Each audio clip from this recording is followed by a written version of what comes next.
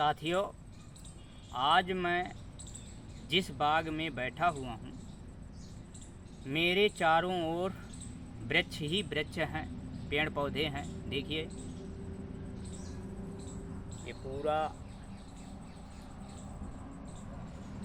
Gallery आम है, अमरूद है, सागौन है, बेल है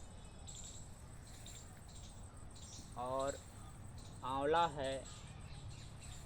सभी वृक्ष लगे हुए हैं। तो साथियों, टीटी की तैयारी पुरजोर करनी है। मुझे भी टीटी की परीक्षा देना है। आप निश्चिंत रहें, कोई बड़ी परीक्षा नहीं होती है, एक छोटा मोटा टेस्ट है हम लोगों का। तो साथियों, स्वर की बात करते हैं।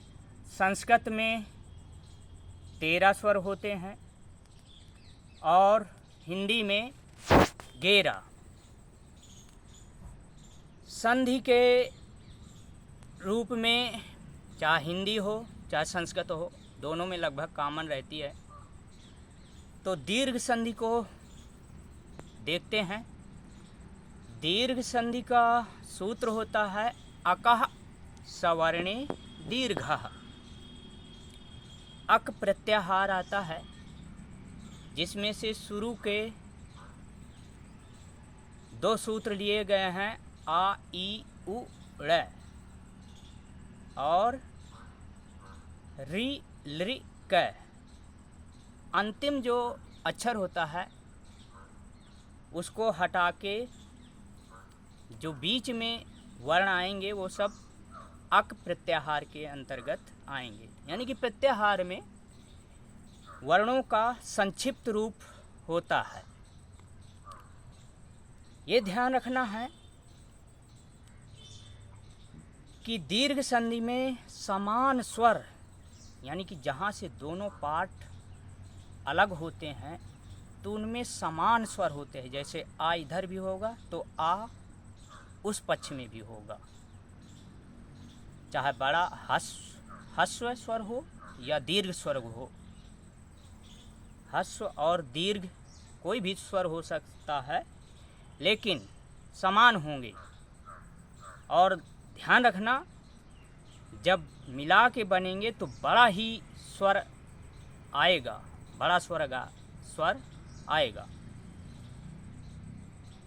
तो जैसे कोई मारता है, एक ट्रिक है, आपको बताते हैं। तो हमारे मुख से आई आई निकल पड़ता है या उई, इस तरह के। तो आई उई ध्यान रखना है आपको, ये ट्रिक है। आई उई यानी कि आ होगा या तो ह्रस्व या तो दीर्घ, या तो ई ह्रस्व होगी या तो दीर्घ, ऊ होगा ह्रस्व या तो दीर्घ, री भी इसी तरह, आ ई उ री, आई उरी, ऐसे याद रखना है। इसका मैं एक सभी स्वरों का एक पेज में लिख करके केवल 5 आपको लाइनें मिलेंगी, उसमें ट्रिक रहेगी, उसको मैं पोस्ट करूँगा। देखिएगा, पांचों स्वर संधि आपको क्लियर हो जाएंगी। और साथ ही विसर्ग संधि भी क्लियर हो जाएगी, क्योंकि विसर्ग संधि व्यंजन में आती है, लेकिन वो भी उसमें उस पेज में ही क्लियर हो जाएगी। तो साथियों, मैं पोस्ट करूँगा पेज में, उसको ज़रूर देखिएगा, आपको स्वर संधि बिल्कुल क्लियर हो जाएगी। बहुत बहुत आभार।